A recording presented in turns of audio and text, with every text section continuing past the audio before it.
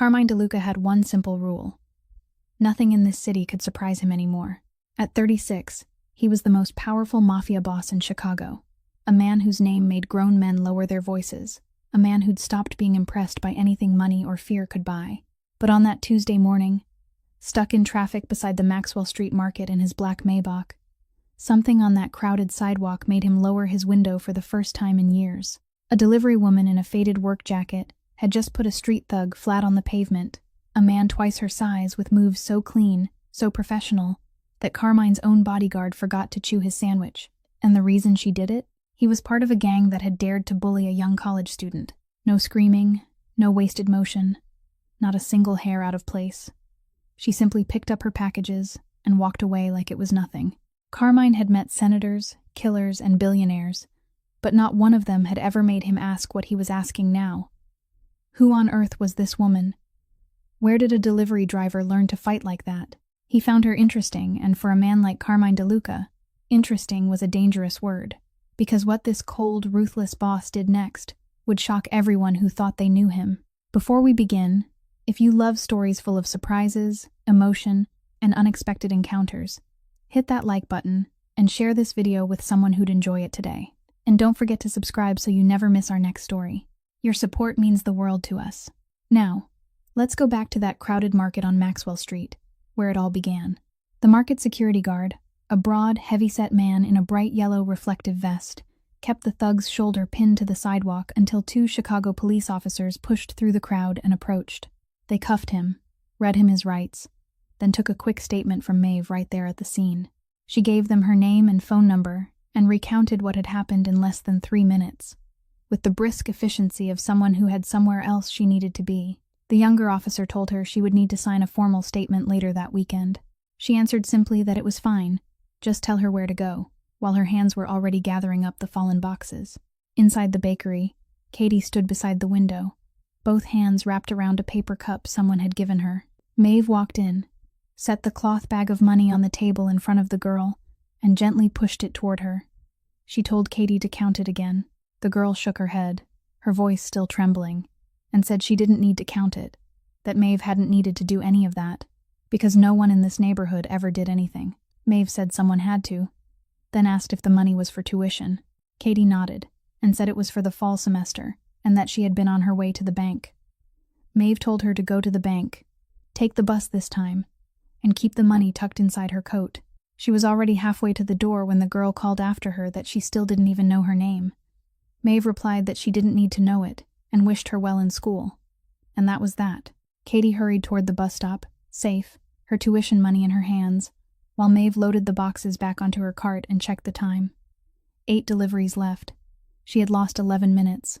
She had only made it halfway down the block when a man appeared beside her, wide-shouldered and kind-faced, still holding half a sandwich in one hand. He jogged awkwardly to keep pace with her, calling, "Miss, excuse me, miss.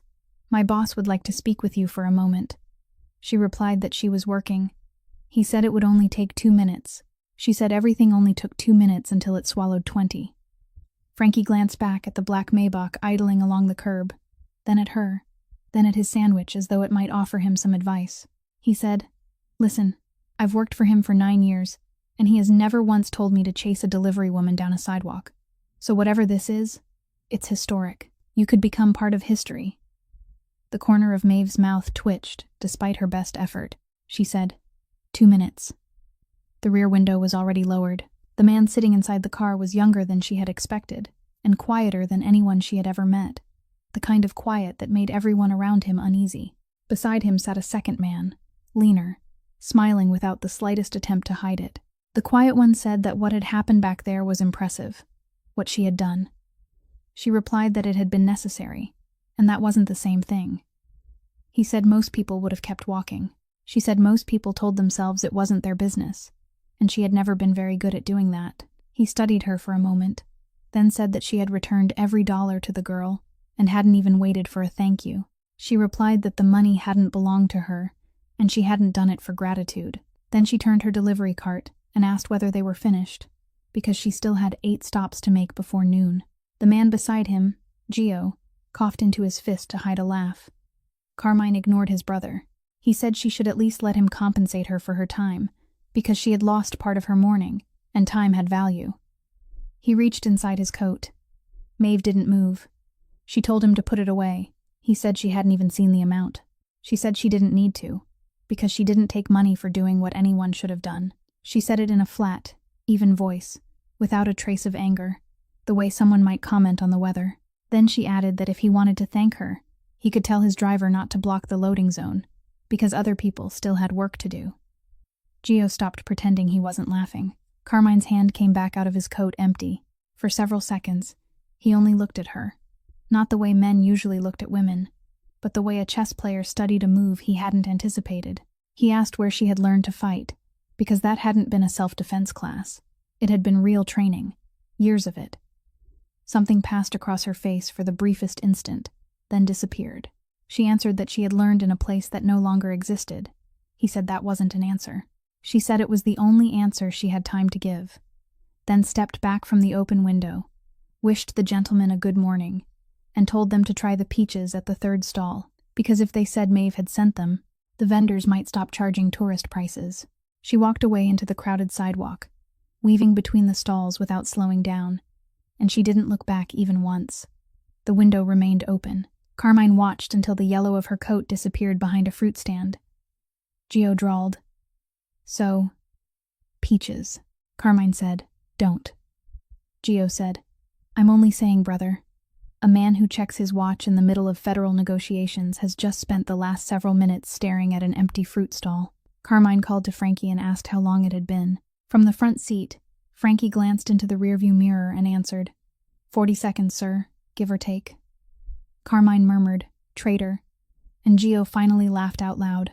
The Maybach merged into traffic. For 3 blocks, no one said a word. Then Carmine took out his phone, typed a few words, and sent them to a number very few people in Chicago possessed. "Find out who she is." The reply came in less than a minute, asking whether they were supposed to begin with nothing but a name. Carmine looked out the window at the market slowly falling away behind them, at the ordinary Tuesday crowd going about their ordinary Tuesday lives, and thought about the woman who had refused his money without blinking, the woman who had made him, of all people, wait in line behind 8 deliveries. "Her name is Maeve," he typed. "Start there." The final delivery was signed for just before 2 o'clock in the afternoon, and Maeve had barely lifted the cart into the back of the van when her phone vibrated. It was Dana. Her first words weren't, "Hello," but, "Have you eaten anything today?" Maeve wedged the phone between her shoulder and her ear and answered, "Coffee." A long, weary sigh came through the line. "Coffee isn't breakfast, Maeve." Maeve said coffee had calories. Dana said, "Sadness calories, maybe?" Then asked whether she had eaten lunch. Maeve said, "Soon," a word they both knew meant no, and probably wouldn't.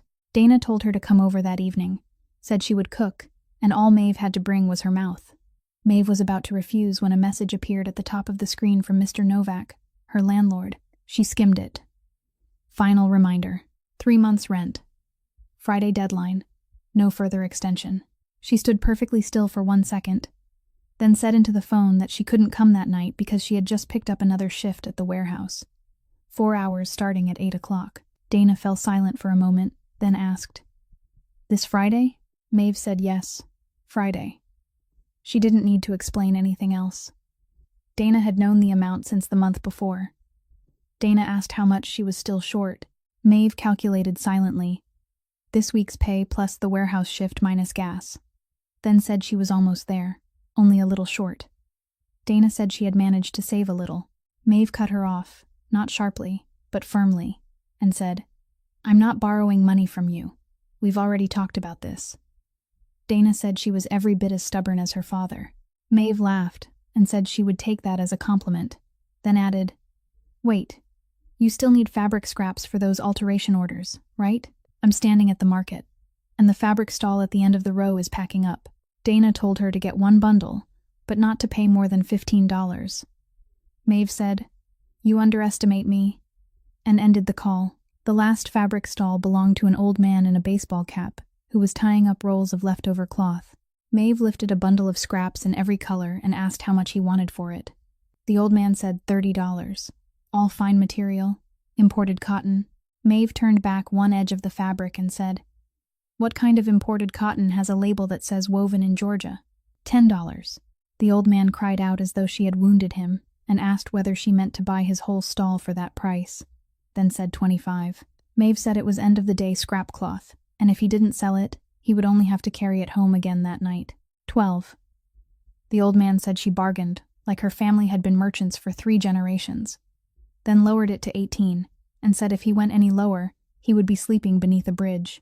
Maeve said 15, and she would send him more sewing customers, including a skilled alterations woman in Bridgeport.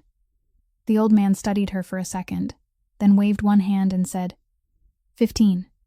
Take it. With a mouth like yours, you could collect debts for a living and have the whole city paid up by supper. Maeve handed him the money and said, God bless your stall. The old man laughed and said, and God bless that bargaining trade of yours. Late that night, after her warehouse shift, Maeve stopped by Dana's room to deliver the bundle of fabric. Dana pushed a plate of warm pasta toward her without asking a single question, and said, Eat first. We'll talk afterward.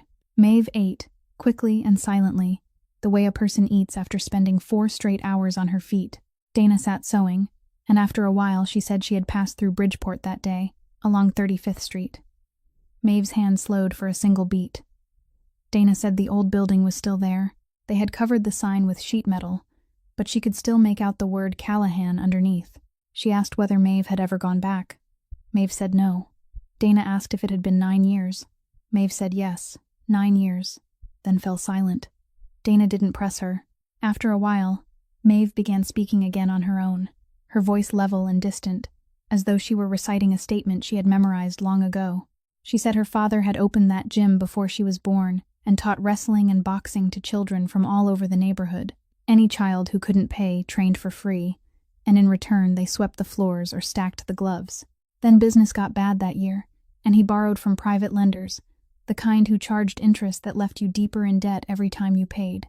They came to seize the building exactly 1 week before her 18th birthday. 3 months later, his heart stopped. The doctor wrote myocardial infarction on the report, but Maeve knew what had squeezed the life out of it. Dana stopped sewing. Maeve continued, saying they had taken everything, the building, the equipment, even the brass bell her father used to ring every morning when class began. She had managed to save only one thing, his old training gloves, hidden inside her backpack before they locked the doors. They were still hanging above her bed. Dana said softly that this was why the thing at the market had happened that morning. Maeve looked up and asked where she had heard about it. Dana said all of Bridgeport had heard by then. People were saying a delivery woman had thrown down a man twice her size to save a college girl's tuition money.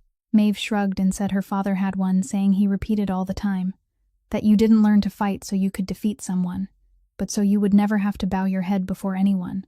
That girl had no one willing to stand up for her. Maeve knew what that felt like. Dana looked at her friend for a long moment and said that if her father were still alive, he would have been very proud of her that day. Maeve folded up the empty pasta plate, stood, carried it to the sink, and said over the sound of running water that pride wouldn't pay Friday's rent, so she was taking another early morning shift the next day. Dana asked when she ever slept. Maeve dried her hands, picked up her coat, and said sleep was a luxury, and she would buy some later. Then she paused at the door, turned back, and thanked Dana for the pasta. Dana called after her that if she was still short on Friday, she had better say something. Maeve lifted one hand in answer, a wave that could have meant yes and could just as easily have meant not in this lifetime, then closed the door behind her. That same evening, on the other side of the city, at the DeLuca family mansion in the Gold Coast, the long dining table had been set for a dinner Teresa DeLuca had spent 2 weeks preparing.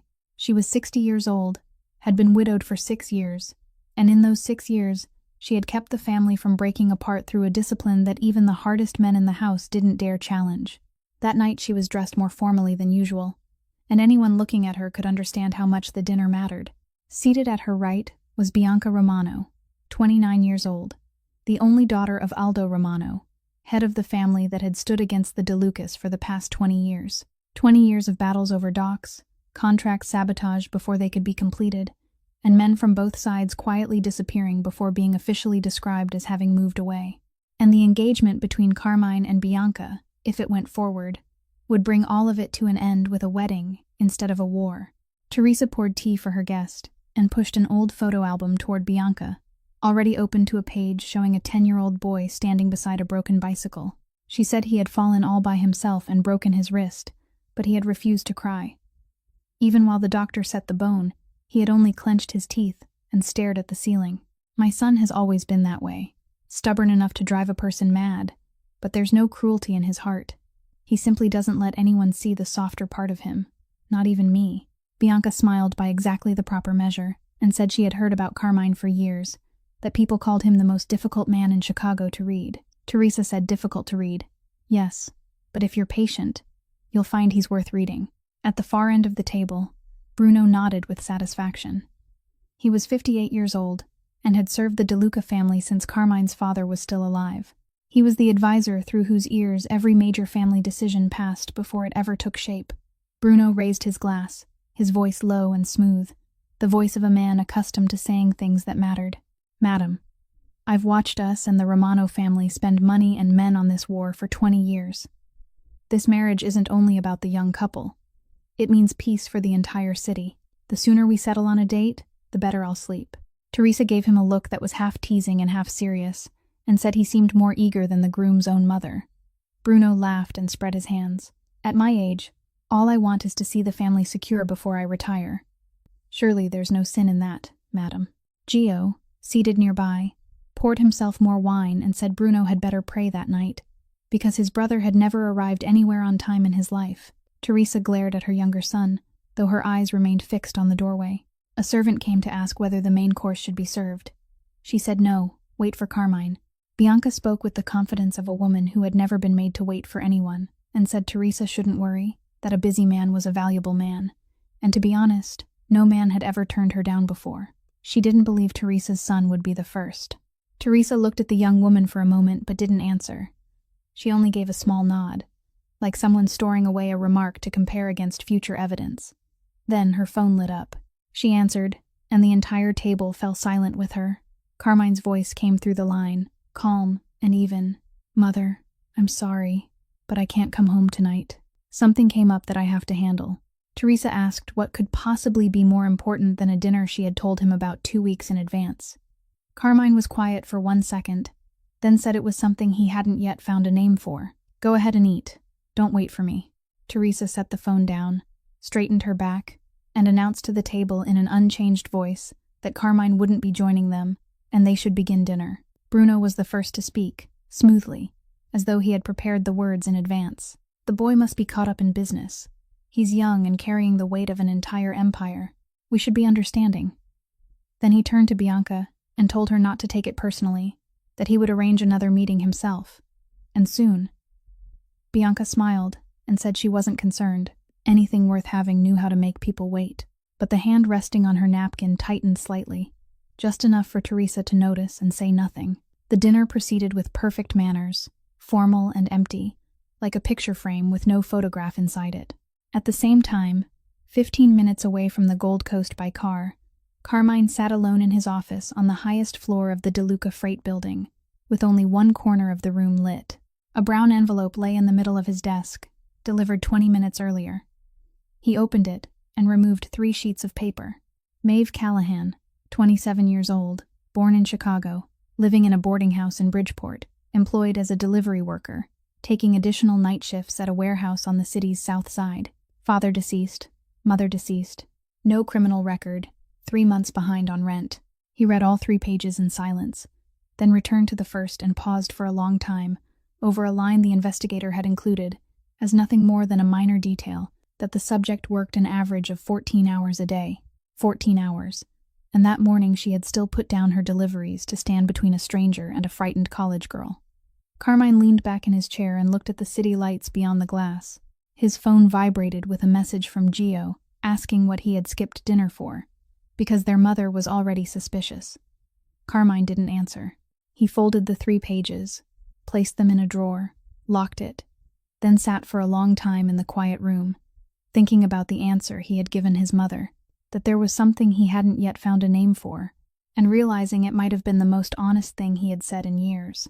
The following afternoon, just as Maeve finished her morning shift and was carrying a box of auto repair tools out to the front of the boarding house in Bridgeport, the black Maybach glided into the narrow street and stopped directly in front of the building, silent and out of place, like a swan that had landed by mistake in a duck pond. The entire boarding house reacted within 30 seconds. Mrs. Kowalski on the first floor pulled back her curtain so quickly she nearly tore the rod from the wall. The two old men playing chess on the front steps stopped moving their pieces, and one murmured to the other that when a car like that showed up, it meant one of two things. Either someone had won the lottery, or someone had come to collect a debt, and there was no third possibility. The other man narrowed his eyes at the car and said that if Maeve had won the lottery, he would eat the entire chessboard. The Reyes boy ran around the vehicle twice, trying to catch his own reflection in the polished black paint, until Frankie lowered the window, handed him half a candy bar, and said, "Keep an eye on the car for me, kid. I'm paying you in advance." Maeve straightened, wiped her hands on a rag, and didn't look surprised for even a second. Carmine stepped out of the car, and the entire street seemed to lower its voice without being asked. He said, "Good afternoon, Miss Callahan." She replied, "So now you know my last name." He said, "I know more than that, and I came to invite you to dinner." Maeve folded the rag, set it on top of the toolbox, and looked at him with the expression of someone who had been preparing for this conversation since the night before. She said, "I know more than I did yesterday too, Mr. DeLuca. I looked up your name last night. It took exactly 1 cup of tea. The newspapers call you a businessman. Those quotation marks are very large." Carmine didn't blink. He asked whether she was afraid of him. Maeve said, "No, I'm busy. Fear is a luxury I don't have time to buy." And then it happened. The thing no one in the DeLuca family had seen in years. Carmine laughed, out loud, and so genuinely that even he paused for half a second, as though he had heard a strange sound inside his own house. Across the street, the two old chess players looked at each other. Frankie sat up straighter behind the wheel, and later he would tell Gio that the last time he had heard the boss laugh like that had been before Frankie even started working for him. Maeve waited until Carmine finished laughing, then continued, "But being busy doesn't mean I'm blind. I know men like you don't drive themselves to Bridgeport to invite a delivery woman to dinner unless they want something. The problem is that I don't yet know what that something is, and until I do, I'm not sitting down at any table with you." Carmine said, "I don't want anything from you." Maeve said, "Everyone wants something, Mr. DeLuca. Good people say it aloud, clever people wait, and dangerous people claim they don't want anything. You've just placed yourself in the third group." Gio, who had been sitting in the back seat unnoticed until then, leaned his head out through the open window and called, "Miss, could you speak to him like this regularly? I'm willing to put you on salary." Maeve glanced at him and said, "You're the younger brother, aren't you?" "Same nose, but you talk considerably more." Gio turned toward Carmine and said, "See? I told you I liked her." Carmine said, "Gio, close the window." The glass slowly rose, but not before a burst of laughter escaped through the narrowing gap. Carmine turned back to Maeve, and for the first time since the conversation began, he let the negotiating voice fall away. He said, "You're right. I do want something. I want to understand why a woman who works 14 hours a day still stopped to do what 100 other people standing there wouldn't do. I've met every kind of person in my life, Miss Callahan, and I thought I had them all sorted. You ruined my system." Dinner was only an excuse to find out why. Maeve watched him for a long moment, weighing not his words but the way he stood before her, his hands loose at his sides, making no move closer, waiting to be refused like a man who wasn't accustomed to waiting for anything. Then she said, "No dinner. Dinner takes 2 hours, includes wine, and leads people to say more than they intended. 30 minutes over coffee. I choose the place, somewhere in this neighborhood, where I know the name of the person behind the counter, and that person knows mine. You pay for your coffee, and I pay for mine. And if, during those 30 minutes, you make me feel that I've wasted my time, I stand up, leave for my afternoon shift, and you don't come back to this street again. Those are the terms. Take them or leave them." Carmine held out his hand and said, "In my line of work, we call that a verbal contract." Maeve shook it, brief, firm, and equal, and said, "In my line of work, we call it giving you one chance. Don't waste it." She gave him the address of the coffee shop, told him 5 o'clock the next afternoon, then picked up her toolbox and walked through the courtyard gate without seeing him off or looking back.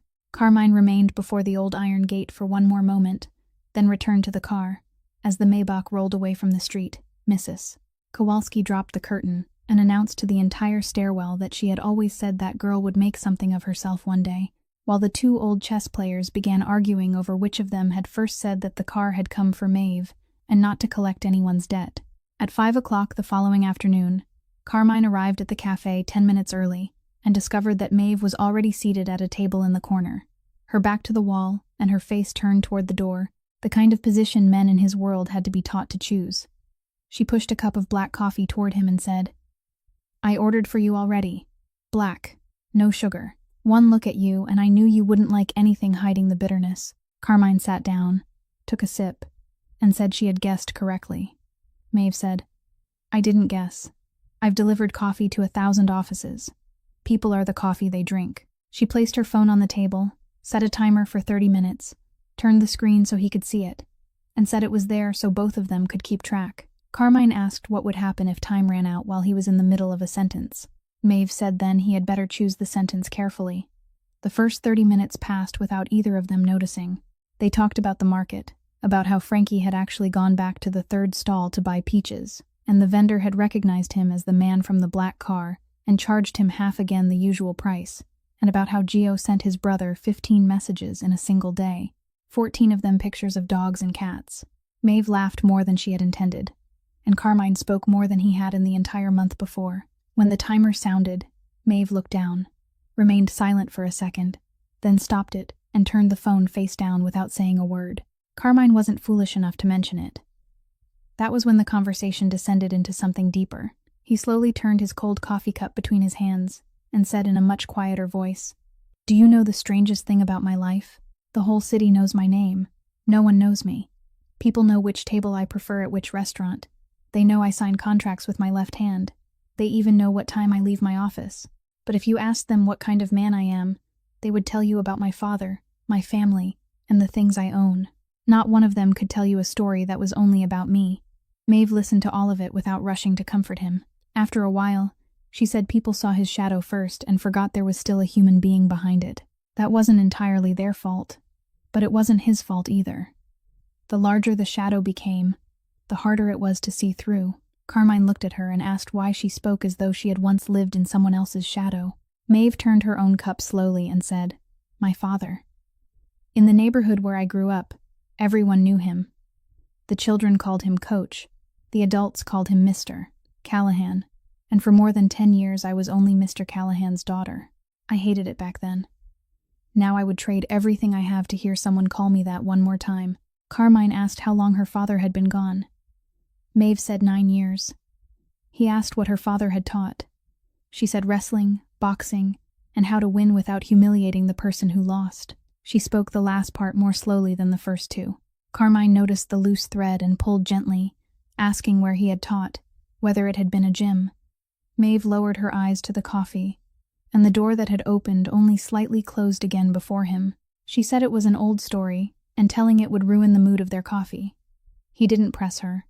He only nodded and remembered the way her shoulders had stiffened for a single second. Then his phone vibrated. He glanced at the screen and saw the word mother, then let it ring until it stopped. Less than a minute later, it rang again. Maeve told him to answer it, saying she wasn't the kind of company who became offended over a phone call. Carmine said it wasn't necessary.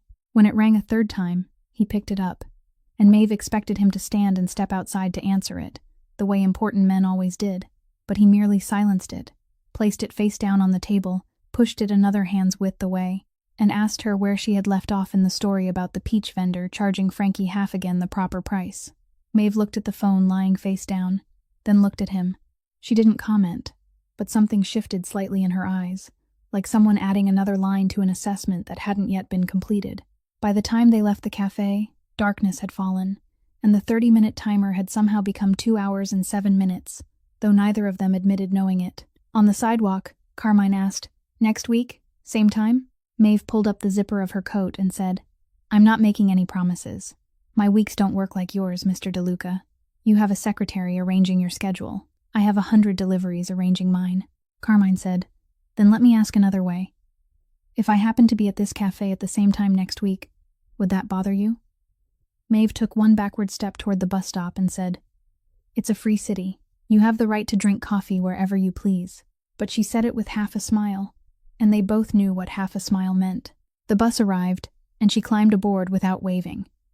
Carmine remained on the sidewalk until it disappeared, then turned his phone over. 11 missed calls. Mother, mother, mother, Bruno. Mother, Bruno, Bruno. Gio, mother, Bruno, mother. He studied the list for a long time, then slipped the phone into his pocket. And during the entire ride back to the Gold Coast, he didn't return a single call. The following morning, when Carmine entered the mansion's dining room, Teresa was already seated at the head of the table with a cup of tea and a newspaper folded in half, carrying herself like a woman who had been waiting a long time and was prepared to wait as long as necessary. She didn't invite him to sit. She said, 11 calls. Carmine, I called you 11 times in one evening, counting Bruno's calls and your brother's too. The last time you didn't answer my call, you were 16 years old, and that time you were lying in a hospital. So I'm asking you, which hospital were you in last night? Carmine pulled out the chair opposite her, sat down, poured himself coffee, and said he hadn't been lying anywhere. He had been sitting in a cafe in Bridgeport. Teresa set down her teacup, slowly and quietly, and the sound of porcelain touching the wooden table rang clearly through the silent room. She said, You missed a dinner I spent 2 weeks preparing, a dinner where the Romano daughter sat waiting for you for 3 hours so you could go drink coffee. Carmine said, Yes. Teresa looked at her son and waited for what should have come next. An explanation. An apology. Some reason involving business weighty enough to place on the other side of the scale. But he merely drank his coffee. She asked whether he intended to say anything more. He said, I can apologize for giving you so little notice. That was inconsiderate, and I accept responsibility for it. But don't expect me to apologize for not coming, because then I would be lying to you, and I've never lied to you. Teresa studied him for a very long time. She wasn't a woman her children could easily silence, but there was something in his voice, a calmness without defiance, that made her change direction rather than push harder. She said, I didn't arrange this to torment you. 20 years, Carmine. For 20 years, I've watched men from this family go to the cemetery, and I've memorized every widow's face. Your father died before he could see peace. This marriage isn't about romance. It's about whether the children born over the next 10 years will still have fathers. I only need you to understand that weight before you decide anything. Carmine said, I've understood that weight since the day Father placed it in my hands, Mother. I haven't put it down for a single day. But there's one question I want to ask you, and I need you to answer me honestly. If peace for the entire city can only be bought by making your son spend the rest of his life beside a woman he didn't choose, would you agree to that price? Teresa opened her mouth, then closed it again. At that exact moment, the dining room door opened, and Bruno walked in, punctual as always, as though he possessed a gift for arriving just when an answer was about to fall. He greeted the lady of the house, greeted Carmine, sat in his usual chair to Teresa's left, and came directly to the point. He said, I've just received word from the other side. The Romano family isn't pleased, and that is putting it mildly. Aldo Romano considers last night an insult, sir. To a man like him, making his daughter wait 3 hours isn't a scheduling matter. It's a matter of honor. And Aldo isn't a man who knows how to wait.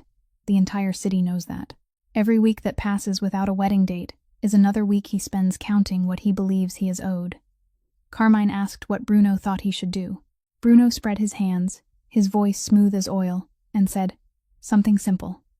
A private meeting with Miss Bianca. A lunch. A gesture. You don't need to love anyone. You only need to keep the door from slamming shut. Leave the rest to this old man. Carmine rose, buttoned his jacket, and said, I have a meeting at 9 o'clock.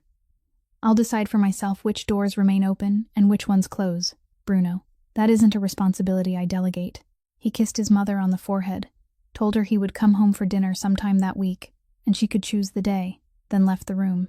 Teresa watched her son go, and Bruno watched her, reading every line of worry on the woman's face, as though it were a familiar contract. He told her not to think too much about it, that young men needed time and everything would eventually fall into place. But 20 minutes later, inside his private car parked in a hidden corner of the lot, Bruno took a second phone from the inner pocket of his coat, a cheap device registered to no one, and dialed a number he knew by heart but hadn't saved. The person on the other end answered without speaking. Bruno kept his words brief, his eyes still fixed through the windshield on the mansion gates. There's no reason to become impatient yet. Let the boy throw himself at that girl. It's better for us. He listened to something very short from the other end, answered with a single word, soon, then ended the call, removed the battery, placed the phone and the battery in separate pockets, and drove away. That same morning, on the other side of the city, Bianca Romano was sitting in her usual breakfast restaurant when the friend beside her lowered her voice and said someone had seen Carmine's car parked for 2 full hours outside a small cafe in Bridgeport the night before, and there were no business partners in Bridgeport. No restaurants worthy of him. Only warehouses and working people. Bianca stirred her coffee 3 slow times without changing a single line of her expression, then took out her phone, called the personal assistant her father had assigned to her when she was 20, and said in the same voice someone might use to reserve a table, I need to know who Carmine DeLuca met in Bridgeport, how long they were together, how many times they've met, and who that person is. I want clear photographs of the face. Start today. Over the next 3 weeks, the city kept turning as it always had. But one small thing changed that only a handful of people noticed, and that was how the black Maybach began appearing at the Maxwell Street Market, with a frequency no business reason could possibly explain. The second coffee happened exactly as their not-quite appointment had promised, then the third, and by the second week, Carmine had discovered that Maeve's lunch break fell somewhere between the moment she finished her morning deliveries around the market and the beginning of her next shift. So he began happening to be there in the particular way that coincidences could be scheduled 2 days in advance. The only problem was that the market had nowhere to park a car like his, and Frankie solved that problem in the way Frankie solved everything. One afternoon, Maeve was walking past the southern row of stalls when she saw the familiar old fabric seller standing with his legs planted wide, guarding an empty stretch of curb, both arms spread as he waved away every vehicle that tried to pull in, and when the Maybach glided toward him, the old man guided it into place like an aircraft coming in to land. Maeve watched the entire operation, then leaned toward Frankie's window and asked how much he was paying the old man. Frankie said it was a trade secret. The old man called over that it was $20 a day, plus 1 box of cookies for his wife every week. Maeve told Frankie he was being overcharged because the market value of that curb was $10. Frankie said, Miss, please don't ruin my price. This is the finest business arrangement I've ever made. Another time, Carmine made the mistake of buying apples by himself while he waited for her. He held up the bag and asked how much. The vendor said $12. And he, a man who had signed 9-figure contracts without changing expression, simply pulled out 2 $10 bills and handed them over. The woman took the money and scolded him, saying that paying like that robbed her of the chance to bargain and made the whole transaction unbearably dull. Maeve arrived just in time to see it, stood with her arms folded, then told him to hand her the apples. Right in front of him, she returned the bag, complained that the apples weren't as crisp as they had been the previous Tuesday, walked 2 steps, as though she meant to leave, let the vendor call her back, and 3 minutes later emerged with the same bag for $7 and a free pair. She handed the bag to Carmine and said, Lesson 1. In this market, paying the full price is an insult. Carmine looked at the pair and said, I've spent my whole life negotiating with corporations, and it turns out this is the limit of my ability. Maeve told him not to be discouraged, because corporations were easier. Corporations didn't know how to curse at you. From that day on, he truly began to learn, and the apple seller gradually became accustomed to the sight of the most expensively dressed man in the entire market, arguing over every dollar with the seriousness of someone sitting in a board meeting, obediently opening his wallet when he lost, and earning from her the title of slow learner, who was at least making an effort. In return, one quiet afternoon at the edge of the market, when Maeve mentioned that there was a wrist lock she had practiced since childhood, but had never been able to make feel natural, Carmine set down the bag of apples and said, Give me your hand. Then he corrected her position slowly and properly, one hand supporting her wrist while the other adjusted her elbow, and explained that his grandfather had learned it this way in Palermo. It differed from her version by a single turn of the hips. You don't pull, he said. You borrow the momentum. Maeve tried it again, and the movement that had resisted her for 9 years suddenly flowed as smoothly as though it had always belonged to her. She straightened and looked at him, with equal parts admiration and irritation. 9 years of my life, she said, and you fixed it in 30 seconds. That's deeply annoying. Carmine said then they were even. She had taught him to bargain, and he had taught her to turn her hips. The market called that an equal exchange. But that same afternoon, When he offered to drive her home because rain was coming, Maeve refused. And when he said he could have someone repair the rattling van she drove, she stopped in the middle of the sidewalk, turned toward him, and all humor left her voice. She said, "Carmine, I'm only going to say this once. These past few weeks have been enjoyable, and I'm not denying that. You're getting better at bargaining. Your brother has started sending me pictures of dogs and cats, too, and Frankie is feeding half this market with his parking money. But your world and mine are separated by a wall. I'm not climbing over it, and you don't get to break through it. Don't repair my van, don't pay my rent, and don't make my life easier with your money. Because the day I accept the first thing is the day I begin owing something, and I promised my father that I would never owe anyone anything again for as long as I lived." Carmine was silent for a while, then asked what he was allowed to give. Maeve said apples were allowed because he bargained for them with his own mouth. Coffee was allowed because each of them paid for their own, and the wrist lock was allowed because that couldn't be bought with money. Carmine nodded and said, "Clear terms. I agree." Then he picked up the bag of apples, took out the free pair, and handed it to her. "What do we do with this one?" he asked. "It isn't covered by the agreement." Maeve took the pear, bit into it, and said, "This one counts as an amendment." Then she walked 2 steps ahead of him so he wouldn't see her smiling, though in truth the entire market saw it. And that evening the apple seller went home and told her husband that those two were putting on a performance for each other, one pretending everything was accidental, and the other pretending not to notice. And both of them had forgotten that the whole market was watching.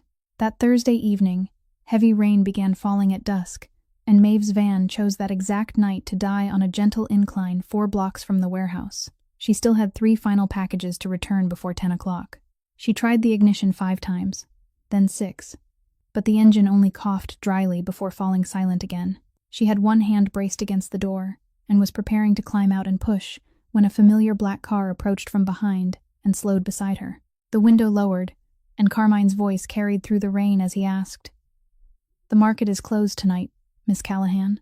What are you doing out here?" Maeve said the van had died. She could handle it, and he should keep going before his car got wet. But the other door had already opened, and Carmine stepped into the rain, removed his coat and tossed it back onto the seat, rolled up the sleeves of his shirt, walked around to the rear of the van, and asked whether it was in gear or neutral. Maeve twisted around in the driver's seat and asked what he thought he was doing and where Frankie was. Carmine said Frankie had the night off, and a man didn't send someone else to push a vehicle for him. He pushed it himself. Put it in neutral and keep the wheel straight. She meant to argue, but when she looked into the rearview mirror, he had already planted both hands against the back door and settled into a proper stance, so she let out a long breath, shifted into neutral, and the van began to roll beneath the strength of the most powerful man in Chicago, soaked from his shoulders to his waist. 4 blocks, 2 stops at red lights, and one moment when the van lost all momentum halfway up the incline, and they had to begin again from the bottom. And through all of it, he didn't complain once. Every so often, he only called out, "A little to the left. Keep it steady. We're almost there." When the van finally rolled through the warehouse gates, the night employee came running out to receive the packages and froze for 2 full seconds when he recognized the man with rain plastering his hair to his forehead, bent over with his hands on his knees and breathing hard behind the vehicle. Maeve jumped down and handed him the only towel she had in the van, a hand towel that was still clean on one side. Carmine accepted it and wiped his face with the clean half, and she said, "You do realize you've just ruined a suit worth more than this entire van." He said he knew, but the van had carried 3 packages, while the suit hadn't carried anything. Maeve stood beneath the warehouse awning and stared at him, at the drenched man who had said those words with an entirely serious expression, and for the first time in 3 weeks, she couldn't think of anything to say in return. All she managed was, "Go home and change before you catch a cold." He said, "Sleep well, Miss Callahan," then walked back toward his car, and she remained there watching him longer than necessary. Maeve couldn't sleep that night. She lay listening to the rain strike the roof, then sat up, reached for her father's old gloves hanging above the bed, placed them in her lap, and ran her fingers along the worn stitching. She didn't speak aloud, but one question kept returning to her mind. "Dad, if a man belongs to the world you warned me to stay away from, but he pushes my van 4 blocks through the rain without needing anyone to know, where am I supposed to place a man like that?" The gloves gave her no answer, and she sat there holding them until the rain stopped. But as it turned out, someone did know. An office employee leaving a late shift had taken shelter beneath an awning and managed to record 30 seconds of the man in the white shirt pushing an old delivery van through the intersection. And by noon the next day, the video was displayed prominently on a blog devoted to prying into the lives of Chicago's elite, beneath a suggestive headline, asking whether the city's most private heir was pushing a van for a mysterious woman in the industrial district. The post included a close image clear enough to show Carmine's face and a faint glimpse of the person seated behind the wheel. The comments exploded like fireworks, and in her penthouse apartment, Bianca Romano watched the video exactly 4 times, each time more slowly than the one before, then placed her phone beside the collection of photographs her assistant had delivered the previous week. Distant images taken at a market, a cafe, and an apple stall. She didn't smash anything or call anyone to release her anger. She changed clothes, applied her makeup with the care of a woman preparing for a formal gathering, and at 3 o'clock that afternoon, she walked unannounced into the top-floor office at DeLuca Freight, leaving behind a flustered secretary who kept apologizing. Carmine looked up from the documents before him without showing surprise and invited her to sit. Bianca lowered herself into the chair, placed her phone on the desk with the screen displaying the exact frame of him, bracing his hands against the van, and spoke in a calm voice that had been carefully sharpened. "I haven't come here to make a scene, Carmine. I've come for clarity. All of Chicago is laughing, and they're laughing at my honor and the honor of the Romano family. I only need to know where I stand in your plans." Carmine closed the file, looked directly at her, and answered without circling a single word. "Then let me be clear. The engagement is our family's plan, not mine. I've never promised you anything, never called you even once, never given you reason to misunderstand through any gesture, and you know that better than anyone. If anyone owes you an apology, it's the people who made promises on my behalf." Bianca looked at him for a long moment, took back her phone, rose, smoothed the folds of her dress, and when she reached the door, she said without turning around, "You've made yourself very clear. Thank you. But remember one thing, Carmine. People born into our world aren't permitted to choose with their hearts. Neither are you. You simply haven't been asked to pay that price yet." The door closed behind her so softly that it made no sound at all, and that silence remained in the room longer than any slammed door could have. That evening, Bianca drove to the Romano estate on the North Shore, where her father sat in his study with a glass of wine that had gone down by no more than the width of a finger joint, because Aldo Romano never drank to become drunk. He drank so he would have something to hold while other people spoke.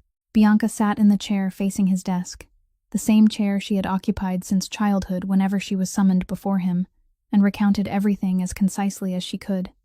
The video, the public attention, the meeting in the DeLuca Freight office, and Carmine's unambiguous answer. She said, "I did everything properly, Father. I was patient. I preserved our dignity, and I didn't create a scene. But that man has already chosen, and the woman he chose isn't me. I think our family should consider another path before the entire city chooses one for us."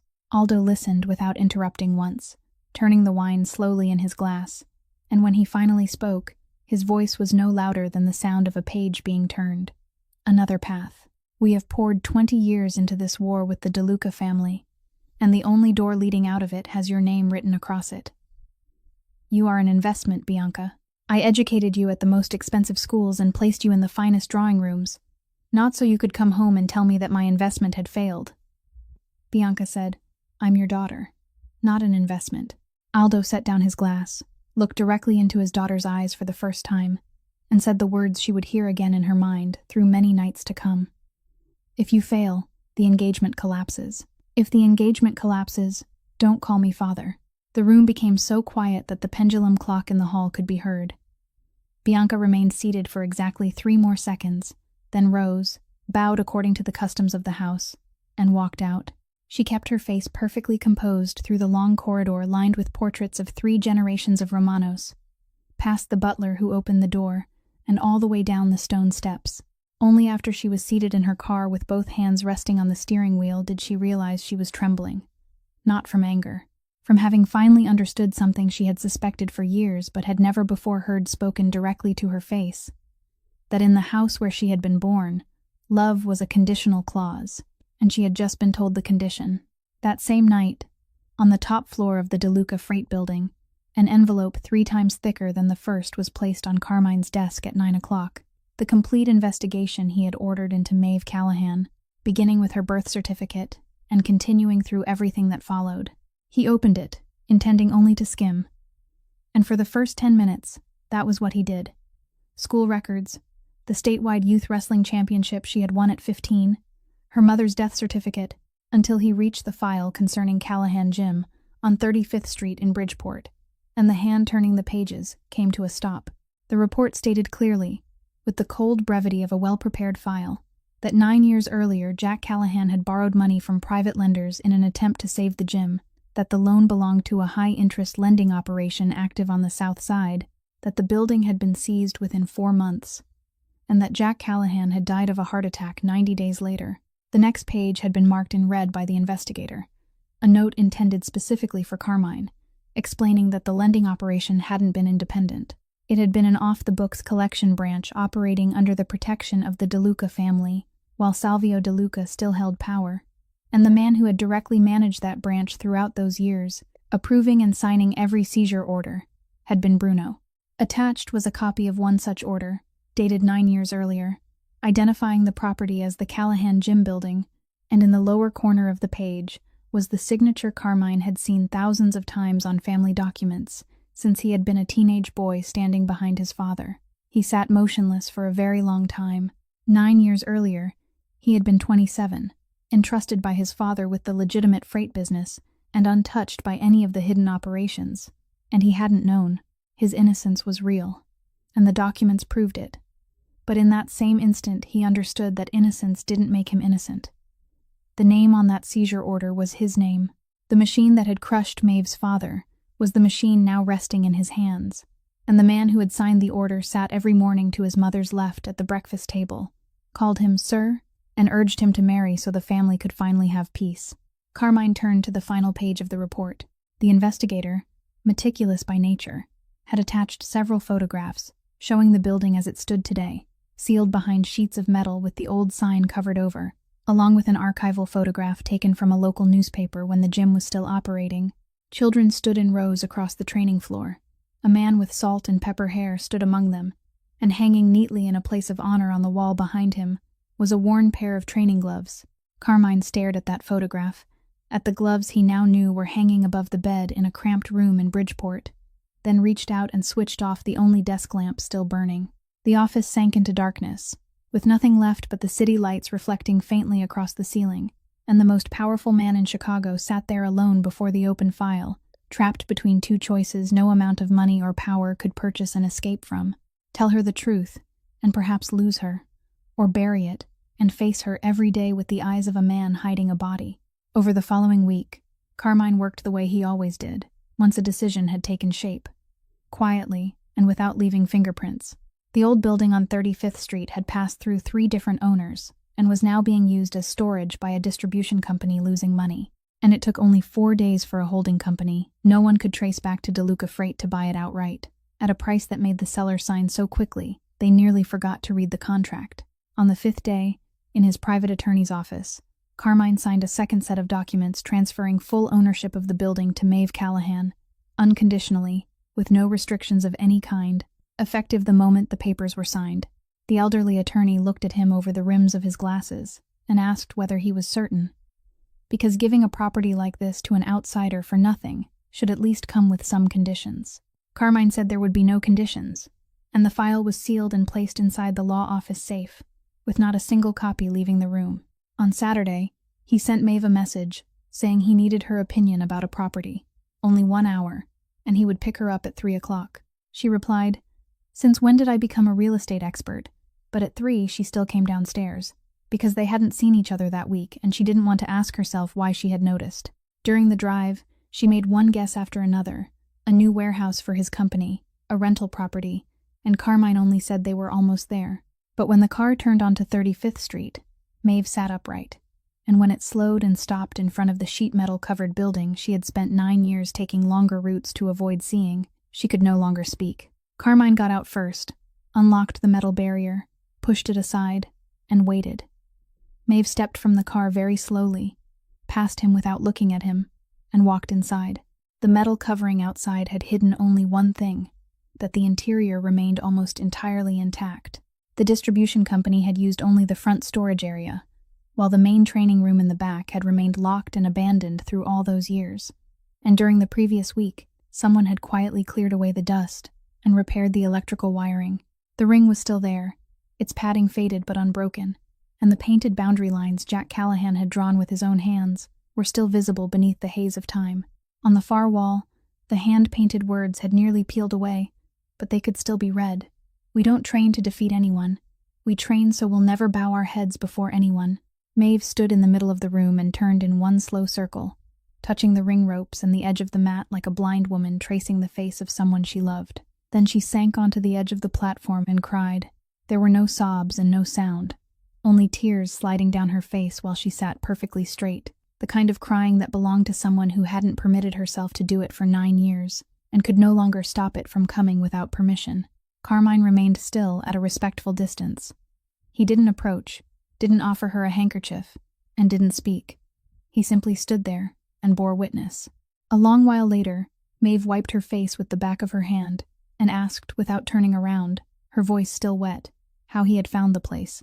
Carmine stepped closer, placed a new set of keys in her hand, 2 keys, one for the outer gate and one for the interior room, and said it should never have been taken from her family. Now she had the keys. She could come whenever she wished, do whatever she wanted with the building, and no one would question her or demand anything from her. Maeve looked at the keys in her palm, and the clear-headed part of her, the part that had kept her alive for 9 years, began to speak. She stood, turned to face him, her eyes still red but her voice sharp again, and said, "This building isn't something people buy with loose change, Carmine. Ordinary people can't recover a property that has passed through 3 owners in a single week. So I'm asking you one last time, and after all those cups of coffee, you owe me a direct answer. Who are you, and what do you do?" The room fell silent. Carmine looked at her, and she saw him weighing the answer, saw the exact moment he chose the words he was about to say, the way a man chose his footing on thin ice. He said, "I lead a family in the sense you suspected the day it took you 1 cup of tea to look up my name. The freight company is real, the buildings are real, but there are other things behind them, and there are things I do that you wouldn't approve of. I'm not withholding the details because I want to deceive you. I'm withholding them because once you know them, you'll have to carry them, and I don't want to place what belongs to me on your shoulders. But there is one thing you need to know with certainty. From the day I met you at the market until this very second, I have never lied to you. Not once." Maeve looked at him for a long time, then lowered her eyes to the keys, and her fingers slowly closed around them. She said, "I'm accepting this because it belonged to my father, not because it is something you're giving me. As for you and me, I need time. You've just returned something I believed I had lost forever, and at the same time, you've confirmed something I had hoped I was wrong about. Those 2 things are fighting inside my head, and I can't judge between them while you're standing in front of me." Carmine nodded, stepped back, and said, "Take all the time you need. It belongs to you." He walked toward the door, and when he reached the threshold, he heard her speak behind him, softly but clearly in the empty room. "Thank you. Nothing more." He didn't turn around. He only nodded once and stepped into the afternoon sunlight, leaving her alone with her father's ring, and in the car on the way home, he watched the streets pass beyond the window, knowing he had told her the truth about everything except one thing, and that one unspoken truth was resting inside the law office safe beside the transfer documents, waiting for a day he couldn't yet know would be a blessed one or a terrible one. 3 days later, Bianca received a card with no sender's name, only the address of an old Italian restaurant on the west side, a time, and one handwritten line saying that a loser only truly lost when they stopped playing. She went, partly out of curiosity, and partly because after the evening at the North Shore estate, she didn't have much left to lose. The man waiting at a secluded table in the corner, with 2 cups of espresso already ordered, was Bruno. He rose and pulled out her chair with the old-fashioned courtesy of another era, waited until she was seated before sitting down himself, and began in the voice of a kindly uncle. "Miss Bianca, I've served the De Luca family for nearly 40 years, and it pains me to see what is happening to you. I mean that sincerely. A beautiful marriage and a beautiful peace are about to be thrown away because of one impulsive moment from the young master." Bianca stirred the coffee she had no intention of drinking, and said that if he had invited her there to offer condolences, he could leave, because she had received enough condolences that week. Bruno smiled, placed a thick brown envelope on the table, pushed it gently toward her with 2 fingers, and said, "I haven't brought condolences. I've brought you a gift. Read it here, in front of me. Then decide whether you still need me." Bianca opened the envelope, read the first page, then the second, and by the third, she looked up at him, unable for the first time during the meeting to conceal her shock. She said, "If this is true, that delivery girl will never look at him again." Bruno took a sip of espresso and said, "I'm an old man now, Miss Bianca. I've lost interest in questions of right and wrong. I only care about what works. And a truth delivered in the right place, at the right moment, before the right number of people, is more effective than any slander in the world, because no one can argue against it." Bianca asked why he had come to her. Because he could do it himself. Bruno slowly turned his coffee cup, and for one very brief moment, the kindly uncle's mask slipped away, revealing something far colder beneath it. He said, "Because I am a man of the family, and my hands must remain clean. You, however, have a reason the entire city will understand. A woman who has been betrayed. And between the two of us, my young master needs to be taught a lesson. The chair he occupies wasn't built for romance. When the man sitting in that chair grows soft, the entire empire softens with him. I want him to break once, hard enough to wake him." Bianca studied him for a long time, and one part of her, the part that had trembled inside her car the previous night, whispered that she was sitting across from a snake. But the other part, the part raised on the words, "If you fail, don't call me father," picked up the envelope and placed it inside her handbag. She asked, "When?" Bruno said, "The annual charity gala, Saturday of next week. The entire city will be there, and the press will be there. And if I understand my young master correctly, he will bring that girl with him, openly and proudly, before everyone. A person should only receive the truth in the most crowded room possible, Miss Bianca, because in a place like that, no one has time to shield anyone else." That same afternoon, on the other side of the city, Carmine stood at the entrance of the old gym on 35th Street, where Maeve was scrubbing the faded training mat with her own hands, and told her that the city's annual charity gala would be held the following Saturday, raising scholarship money for children from the South Side, and he wanted her to attend with him. Maeve sat on the edge of the ring, wiped her hands on her pants, and asked whether he understood whom he was inviting. A delivery woman, into a room filled with people whose packages she had once carried to their back doors. Carmine said, "I know exactly whom I'm inviting. That is why I'm asking you. I've stood beside every kind of person this city has wanted me to stand beside. This Saturday, I want the whole city to see whom I choose to stand beside." Maeve looked at him for a while, then gave the answer she would repeat to Dana that evening in a far more frightened voice. "Let me think about it." And that night, in Dana's room, she paced between rolls of fabric and said, "I have nothing to wear, Dana. I'm serious. My wardrobe is divided into 2 categories, delivery clothes and backup delivery clothes." Dana set down her needle and thread, disappeared into the back room, and returned with a long box she placed on the table, with the careful reverence of someone carrying a sacred object. Inside was a deep blue evening gown, every stitch sewn by hand, the most beautiful thing Dana had ever made, completed 3 years earlier for an occasion that never came and left untouched in its box ever since. Dana said, "I've been waiting 3 years to hear you say that. Try it on. I can alter the waist in 1 night." Maeve stood looking at the dress, then at her friend, and embraced Dana without saying a word, holding her a little too tightly and a little too long for someone who rarely held anyone at all. The rest of the evening was spent with Dana pinning the waist of the gown, while Maeve practiced walking in a borrowed pair of high heels, staggering from the window to the door like a seasick sailor, tripping over the rug twice, and announcing to the entire room that throwing down a thug was easier than walking in those shoes, because at least a thug fell in a direction a person could predict. Dana laughed so hard she dropped her needle and said that if Maeve repeated that at the gala, she would lose every wealthy client she had. Maeve made another lap across the room, complained through another entire speech, but didn't remove the shoes, and the 2 friends stayed there beneath the lights in that fabric-filled room until late into the night, neither of them knowing that on the west side, a brown envelope was resting inside another woman's handbag, waiting for Saturday. At 7 o'clock on Saturday evening, the Maybach stopped in front of the largest hotel in the downtown district, where the city's annual charity gala had been glowing with light since dusk, and when Carmine stepped out and opened the car door for Maeve, the entire line of guests waiting to enter turned to look at once. She emerged in Dana's deep blue gown, her back straight, and the first thing she did wasn't look at the crowd, but lift her eyes to the front of the building and study it for a long moment, as though comparing it to a memory. Carmine quietly asked what was wrong. Maeve said, "I know this building. The delivery entrance is on the side street beside the large dumpster.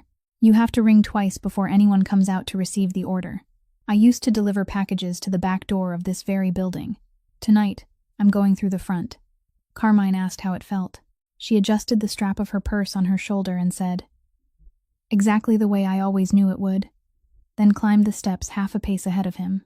Inside, the effect spread in precisely the way it always did in rooms like that. No one pointed, but every head turned at the same angle. The conversations didn't stop but changed subjects all at once, and phones rose discreetly to chest height with a subtlety that fooled no one. The woman from the van pushing video? That phrase traveled through the ballroom faster than the servers carrying trays. Carmine didn't leave her standing at the edge of that wave. He led her directly into its center, stopping at each group and introducing her with the same unchanged sentence. "This is Maeve Callahan, the woman I invited tonight." The way he said it, without explanation or qualification, made everyone facing them understand that any question they asked next should be chosen carefully. A silver-haired banker asked what field Miss Callahan worked in. Maeve said logistics, then clarified, "I deliver packages, about 30 stops across the city every day. So if any of you have ever received a shipment on time on the south side, there's a fair chance we've met before." Several people laughed, the relieved laughter of those who had just been given permission to feel comfortable, and the banker's wife said Maeve was the first person in the room to describe her profession without attaching 3 titles to it. Maeve said, "My job only has 1 title, but everyone is happy when they see me coming." Think about it. How many people in this room can say the same? This time the laughter was louder, more genuine, and spread farther. Carmine stood beside her without saying a word on her behalf because she didn't need him to. Only looking at her from time to time in the way one elderly society matron would later describe to her friends by saying, "I've attended parties in this city for 40 years, and I have never seen a DeLuca man look at anyone that way." Across the ballroom, Bianca Romano stood beside her father, flawless in every visible detail, the wine in her hand untouched, her eyes never leaving the 2 people moving through the crowd, and the small purse hanging at her side much heavier than it appeared. Aldo bent toward her and murmured something. Bianca answered with only a slight tilt of her head. "Not yet." Then the flow of guests carried them face to face, as rooms like that always arranged for people to be carried, and an entire section of the ballroom fell quiet to listen. Bianca spoke first, her voice sweet and polished as though she had rehearsed it. "Miss Callahan, at last we meet. The entire city has been talking about you for 2 weeks, though I've noticed people always describe you by your occupation. What an omission. You're far more interesting in person." Maeve said, "Thank you. People have told me a great deal about you too, and to be fair, you're even more beautiful than the rumors say." Bianca smiled and lifted her glass slightly toward her. "You're very graceful, but allow me one honest remark, woman to woman. This world, the one you're standing in tonight, has its own rules and its own price of admission, and that price isn't measured in anything you earn from delivering packages. This world won't be kind to you." The words dropped into the circle like a stone into still water, and every gaze turned toward Maeve, waiting for her to lose her balance. Maeve held her glass of water in both hands, looked directly at Bianca, and answered without raising her voice, "I believe you, and I appreciate the warning. But let me offer one honest remark too. Woman to woman, no world has ever been kind to me. This one at least has air conditioning and free food. Compared with the worlds I've lived in before, this is an upgrade." The ballroom burst into laughter. Someone clapped twice, then stopped after realizing they had done it sincerely, and for one very brief second, so brief it could only be seen by someone watching closely, something almost like respect passed through Bianca's eyes before the familiar, polished glaze returned. She said, "You truly are exactly as people describe you," then inclined her head, turned, and disappeared back into the crowd. Carmine leaned close to Maeve and murmured that she had just accomplished something no one else in the room had ever managed to do. She had left Bianca Romano without a line to deliver. Maeve said, "Not yet, and don't ask me how I know. Delivery work teaches you how to read the person waiting at the door, who is waiting to accept something and who is waiting to send something back. She's the second kind. She's waiting for a moment." The bell announcing the beginning of the main program sounded, and the guests began moving toward the stage, where the organizers were preparing the speeches and charity auction. The ballroom lights dimmed by 1 degree, and in that luxurious twilight, Bianca Romano, separated from her father, changed direction, placed one hand on the clasp of her small purse, and measured the distance to where Maeve and Carmine were standing, beneath the last concentration of light remaining in the entire room. The speeches had just ended, and the crowd had reached its densest point, gathered around the space before the stage as they waited for the auction to begin, while the press stood in a line along the right side with cameras ready in their hands. And that was the exact moment Bianca chose. She moved through the crowd in a straight line without hurrying, her social smile already in place, and the people who recognized her and saw her approaching the couple at the center of the evening automatically stepped aside to clear a path, because everyone wanted to be close when those two women faced each other again. Bianca stopped in front of Maeve, standing slightly closer than courtesy allowed, and said in a voice so sweetly polished that it had become sharp, "Miss Callahan, we were having such a pleasant conversation earlier that I forgot my manners. A newcomer to this world should receive a welcome gift." She reached into the small purse at her side and removed a neatly folded set of papers inside a stiff brown cover, placed it directly into Maeve's hands, cupping both of hers around it as though presenting a piece of jewelry, then lowered her voice just enough for Maeve, Carmine, and the 3 people standing nearest to hear. "A welcome gift. You should know who took your father's gym before you fall in love with the man who carries that name." Time thickened inside the ballroom. Maeve looked at the file in her hands, then at Bianca, and one part of her, the part that knew how to read the person waiting at a door, understood before her fingers even opened the cover. She opened it. The first page was a copy of a property seizure order dated 9 years earlier, the name of the property printed clearly in block letters: Callahan Gym Building, 35th Street, Bridgeport, and beneath it, where the official seal and the name of the beneficiary appeared, was a surname she had read in newspapers, searched over a single cup of tea, heard an entire city lower its voice to speak, and had, over the past 6 weeks, learned to place beside cups of coffee, bags of apples, and a ring of keys. DeLuca. She stood perfectly still. Around her, whispers began spreading from those standing near to those farther away like oil across water. Someone murmured, "Which gym?" And someone else answered, "The Callahan place in Bridgeport," while on the right side of the room, cameras had already begun flashing, bursts of white light striking the 3 faces at the center of the crowd again and again. Maeve folded the file along its original creases, carefully, as though folding a letter. And when she raised her head, she didn't look at Bianca again. She turned toward Carmine. He hadn't moved from the moment the brown cover changed hands, hadn't stepped forward, hadn't snatched the papers away, hadn't spoken, and his face didn't hold the shock of an innocent man falsely accused. It held the stillness of someone who had seen the wave forming far out at sea and had always known it would reach the shore. That stillness answered her first. Maeve asked, her voice neither loud nor trembling, every word falling clearly through the whispers. "How long have you known?" The entire ballroom seemed to hold its breath. Carmine looked directly into her eyes, and he could have spoken about his innocence, about how 9 years earlier he hadn't yet held power, about how the signature wasn't his, about the sleepless nights since he had opened the envelope, but he said none of those things, because he understood that her question wasn't about his family. It was about him.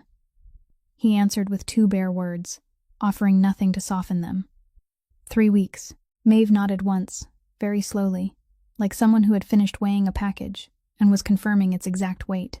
Then she opened her purse and took out the ring, holding 2 keys, the keys she had carried with her every day for the past week like a charm. She held them in her palm for one final second, then placed them into Carmine's hand and closed his fingers around them with a gesture that was almost gentle, a tenderness more painful than any slap. She said, "Thank you for the evening," then turned and walked away. She didn't take the side exit, didn't lower her head to avoid the cameras, and didn't run. She walked straight through the center of the crowd as it parted automatically before her back straight, her chin level, the brown file held neatly at her side like the final package of the day, passing through the whispers, past the line of cameras flashing until the air seemed white, past the doorman who no longer knew where to look, and out through the main entrance she had entered 3 hours earlier, after saying it felt exactly the way she had always known it would. The heavy glass door closed behind her, cutting off the light and noise, and only then, on the windswept nighttime sidewalk among strangers waiting for their cars, did Maeve Callahan allow the first tears to fall, silently, without a single sob, the tears of someone so accustomed to crying alone that she did it as neatly as she did everything else in her life. Inside the ballroom, the crowd still didn't dare breathe too loudly. Every camera now aimed at the man standing in the center of the empty circle, the keys locked inside his clenched hand, while Bianca stood 3 steps away, waiting for him to become angry, waiting for him to defend himself, waiting for him to do anything worthy of the stage she had created. But Carmine gave them nothing. He stood straight, slipped the keys into the inner pocket of his jacket, and slowly swept his gaze across the eager faces surrounding him, a look that made the cameras lower one by one. Then he addressed the event organizer standing nearby, his voice so calm it had turned cold, and said the auction should begin, because everyone had come for the Children's Scholarship Fund, and they shouldn't allow a private matter to damage a public cause. Then he walked toward the door without looking at Bianca even once, and the entire ballroom watched his back as he left, none of them able to guess that the man descending the steps with such steady control had just heard, more clearly than every camera shutter around him, the sound of something very new and very fragile in his life breaking in the exact place he had always feared it would. 3 days after the gala, for the first time in 7 years on the job, Maeve called the company and asked for unpaid leave, her voice so even that the shift manager had to ask whether she was sick, and she said no. She only needed a few days. She didn't stay in her room. Every morning, she walked to 35th Street, holding the key Carmine had left in her care, the one that legally belonged to her now, no matter how complicated the feelings behind it were. She slipped the key into the lock, turned it smoothly, and felt the iron latch give way. The heavy metal door opened, and she stepped inside the dim gym without turning on the lights, with only the daylight filtering through the row of high, dust-covered windows. She brought her father's gloves and placed them on the ring in front of her, then sat there for hours without crying or calling anyone, occasionally rising to clean a section of the floor or tighten a loose bolt on the ropes. Small physical tasks people did when their minds needed to be left alone. The brown file rested at the edge of the ring. She had read it exactly once, from beginning to end, on the night of the gala, and hadn't opened it since, but she hadn't thrown it away either.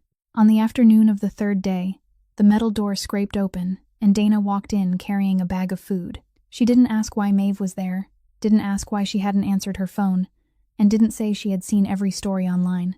She simply crossed the room, set the food beside the gloves, sat on the edge of the ring, an arm's length from her friend, and shared the silence. They remained that way for a long time, 2 women in the dim gym, until Maeve finally spoke first, her voice rough because she hadn't used it all day. "Do you know what the funniest part is? This building is in my name now, so no one can take it away again. For 9 years, I dreamed of sitting in this exact place again. Now I'm here, and the only thing I can think about is a man I'm not allowed to think about." Dana said, "You're allowed to think about anyone you want. Thinking isn't forgiving." Maeve looked at the gloves in front of her and said, "My father died because of that name, Dana, and now I'm losing sleep over a man who carries that name, who knew the truth for 3 weeks and stayed silent. 3 weeks, more than a dozen meetings, and he looked me in the eyes every single time. Dana didn't argue or defend him. She only opened the bag of food, handed her friend half a sandwich, and said, 'Eat. No matter what kind of pain it is, you should suffer it on a full stomach.' Maeve took it, managed 3 bites, then stopped and said very quietly, almost to herself, 'But do you know something? He didn't deny it. In front of 100 people, and all those cameras, he could have denied it, could have blamed someone else. A man like him had plenty of ways out. He only said 3 weeks. I can't stop thinking about those 2 words. People don't stand still and take a knife meant for them unless they believe they deserve to be cut."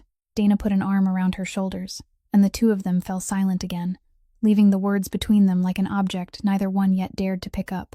That same afternoon, on the top floor of DeLuca Freight, the family's private council chamber was full for the first time in months. All 11 chairs around the long table were occupied, and the air was so heavy that the servant was dismissed the moment he finished pouring the water. The head of the Northern Branch, a man in his 60s, opened without preamble. "For 3 days, this family's name has appeared on every news page beside the word scandal. Our partners are calling with questions. The Romano family is silent in a way that should frighten us, and all of it is because of one delivery woman. Sir, romance is a private matter, but when it costs this much, it becomes a family matter. Our recommendation is to end it cleanly, issue a statement, deny the story, and restore the engagement to Miss Romano before Aldo turned silence into action. Several heads around the table nodded. Bruno sat in his usual place with his hands folded across his stomach, saying nothing, merely watching his young master with the eyes of a fisherman studying a float on still water. Carmine allowed everyone to finish and didn't interrupt a single person. Only when the room had exhausted its opinions did he place both hands on the table and speak in a voice that didn't need to rise for every word to be heard. "I've listened to all of you. Now you'll listen to me. The woman you're discussing is someone I respect. She isn't the scandal. The scandal is what lies inside that file, what this family did to her family 9 years ago, and this family owes her the truth, not a denial. Anyone at this table who wants to issue a statement denying it is free to draft one, but don't put my name beneath it, and whoever signs it should be prepared to explain to me why their signature stands beside a lie." The room went completely silent. He continued, his voice turning colder. "And there's another matter, the real reason for this meeting. The file that appeared at the gala didn't fall from the sky. The original seizure order from 9 years ago, and every copy of it were kept in the family archive in the basement of this building, behind 3 secured doors. I had the access records examined last night. During the past 6 months, exactly 3 people have entered that archive, and I am one of them." He allowed the sentence to remain in the room for a moment, his gaze moving slowly across every face around the table, then delivered his final words before standing. "That means the person who gave the file to the Romano family is sitting very close to me. I will find out who it was, and when I do, that person will wish the only thing they betrayed was a secret." This meeting is over. Chairs scraped back, footsteps crossed the floor, doors opened and closed, and among the silent stream of men leaving the room, Bruno took the longest to adjust the button of his jacket, his face perfectly calm, while the hand inside his trouser pocket quietly checked that the second phone was still there. The man assigned to trace the leak was Gio, because among the 3 people who had accessed the archive, besides Carmine and Gio, the third was Bruno. He worked for 5 days with almost no sleep, and on the 5th night, he entered his brother's office, wearing the expression of a man who wished he had misunderstood what he had seen. He set down his computer and uncovered the evidence layer by layer. First, the family's off-the-books reserve fund had been quietly drained for 5 years, a little at a time, through 4 shell companies, and all 4 led back to one name, Bruno. Second, over the past 30 days, his unregistered phone had appeared in the same location as Aldo Romano's car, exactly 4 times, the most recent less than 1,000 feet from the Romano estate. 4 meetings, 5 years of stolen money, and a file that only 3 people could reach somehow ending up inside Bianca Romano's handbag. Gio closed the computer and said, "You understand the picture now, don't you? He wasn't trying to save the engagement. He was trying to overthrow you. You fall, the family breaks into chaos, and the man who steps forward to negotiate with the Romanos and divide the city between them will be the one who has served our family for 40 years. Carmine remained silent for a long time, and Gio said softly, "Brother, don't handle this the old way. We aren't living in father's time anymore." What frightened Gio most was that there was no anger on his brother's face, only the stillness of frozen water. Carmine said, "Call him here tomorrow morning at 8 o'clock, alone." At 8 the next morning, Bruno entered the top-floor office and found on the desk an espresso prepared exactly the way he liked it. A thick stack of papers, Carmine seated behind the desk, and Gio standing beside the window. Bruno sat down, sipped his coffee, and turned through several pages with the leisurely air of a man reading a menu, and he didn't deny anything. He leaned back, gave a dry laugh, and said, "Do you know what I admire about you, young master? If your father were still alive, I would already be at the bottom of Lake Michigan. There wouldn't be any coffee." He understood the rules of the game. You have sat in that chair for 6 years, and still haven't understood that a chair like that cannot afford a heart. Anything soft must be cut away, and you have become weak because of a delivery girl. Carmine listened to all of it without interrupting, then opened a drawer, placed the first document on the desk, and spoke in the even voice of a man reading official minutes. "As of 8:15 this morning, you no longer belong to this family. Your name has been erased from every record. Every door in this city will close to you, and every household has been informed that you no longer speak for anyone. You are a man without a name, Bruno, at the age of 58. Bruno shrugged and said, "Take away my name, and I still have money, and money can buy itself a new name. Carmine nodded and said, I knew you would say that. That is why there is a second document. He placed a legal courier receipt on the desk, dated the previous day. Every record concerning your 4 shell companies, 5 years of financial transfers, every signature, was sent yesterday afternoon to the Chicago office of the FBI by an attorney with no connection to me, along with the original supporting documents.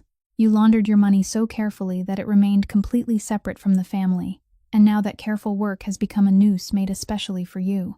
For the first time in 40 years, the color left Bruno's face. He said, You wouldn't dare. This family has never handed family business to outsiders. Your father would rather have died. Carmine stood, buttoned his jacket, and said, You are right. My father would rather have died, but I am not my father. And that was the only mistake you made in an otherwise beautiful plan. You wanted an old-fashioned war. I am ending you with modern law. Gio opened the door, and Bruno walked out with the rigid back of a man who had lost the match but refused to lay down his king.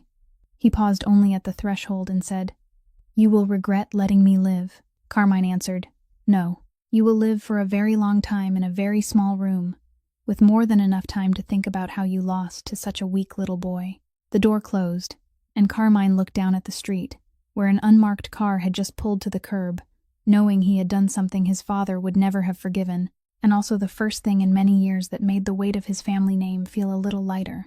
That afternoon, while Maeve was sweeping the corner of the training floor, the sheet metal door opened, and the person who stepped inside was an older woman in a dark coat, standing so straight that the room itself seemed to correct its posture around her. She said, I am Teresa DeLuca, Carmine's mother. I am asking for 10 minutes of your time. Maeve leaned the broom against the wall and said, Please sit. We only have a wooden bench here. Teresa sat without a word of complaint, studied the room in one slow sweep, then looked directly at Maeve, and came to the point without preamble. I did not come to apologize for my son. He made his own choices, so he must bear them. That is how my family was raised. I came to ask you one question, and I need you to look me in the eyes when you answer. Do you love Carmine? Or do you only love the man you believed he was? The room fell silent. Maeve sat at the other end of the bench, her hands clasped together, and answered slowly, weighing each word before allowing it to leave her mouth. I love the man who pushed my van 4 blocks through the rain with his own hands. The man who bargained over every dollar with an apple seller and lost with dignity. But madam, I do not know whether that man or the DeLuca boss is the real one. Teresa nodded as though that was precisely the answer she had expected, then removed a thin set of papers from her handbag and placed them on the bench between them. Read the date first, she said. Maeve picked them up. They were the documents transferring full ownership of the Callahan gym building to Maeve Callahan, without conditions, and the signature date was there, exactly 1 week before the night of the gala. She read the date 3 times. Teresa said, He signed this place over to you before everything came apart. He did not tell you, and he did not tell me. His attorney kept it secret under his instructions.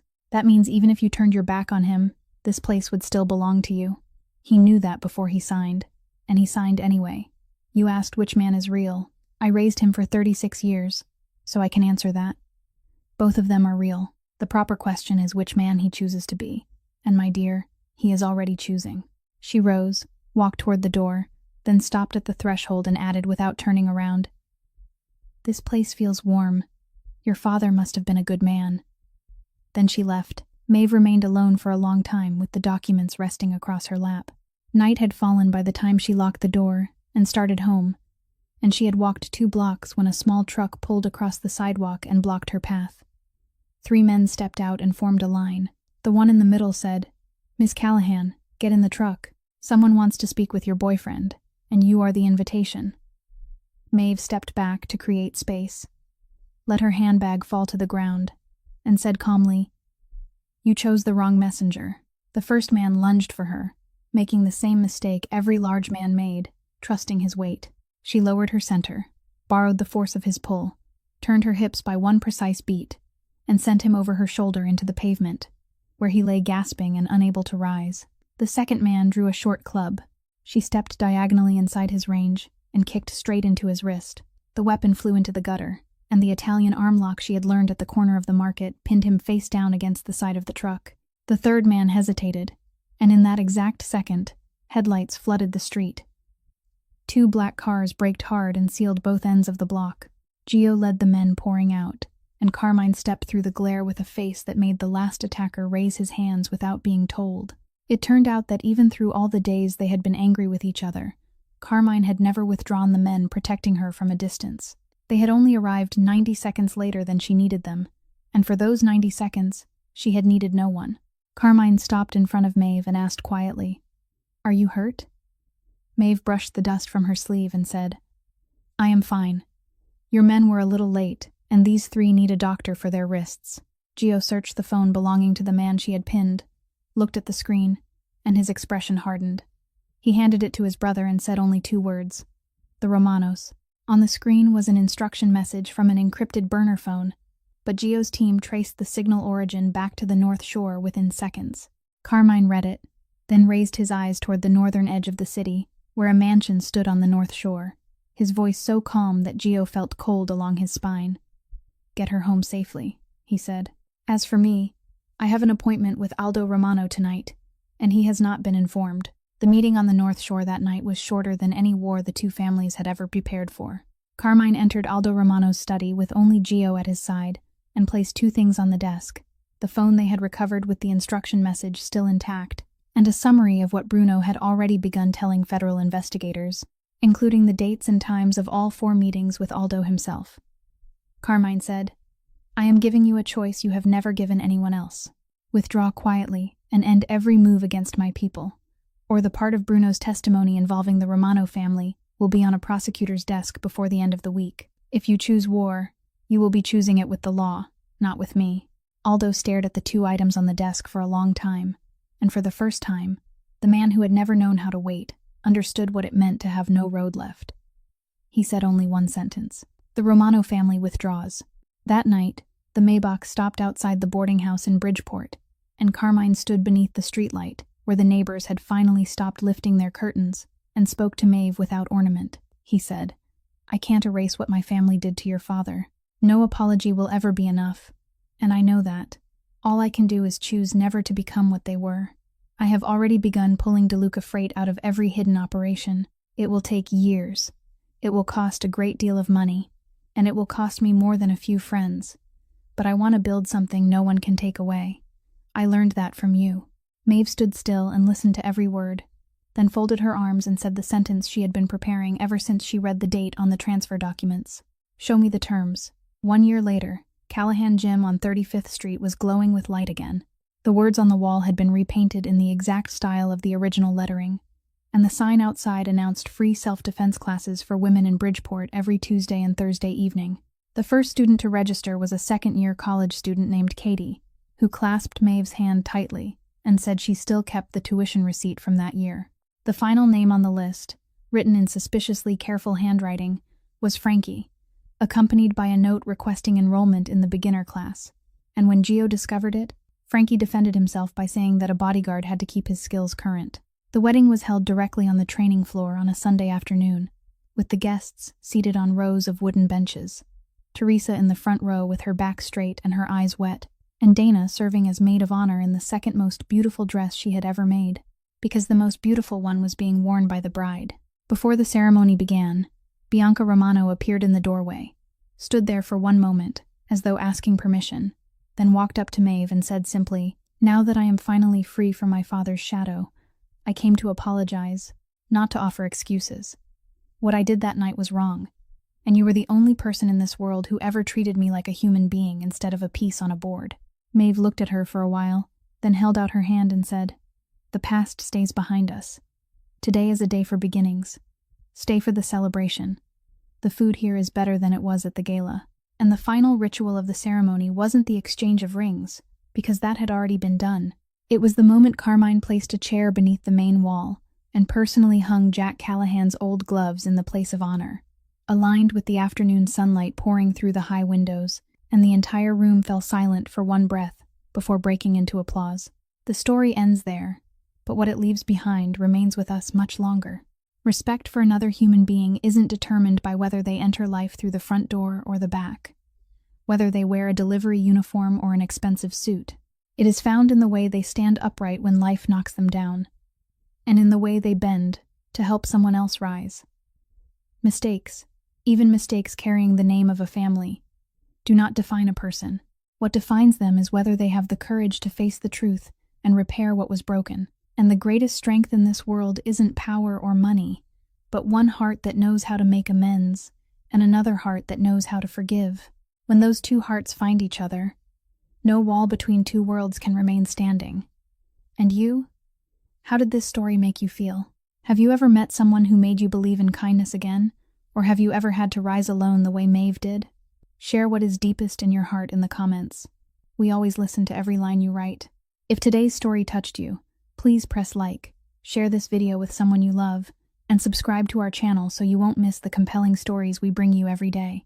We wish everyone watching this video abundant health, a joyful life, and peace in every day.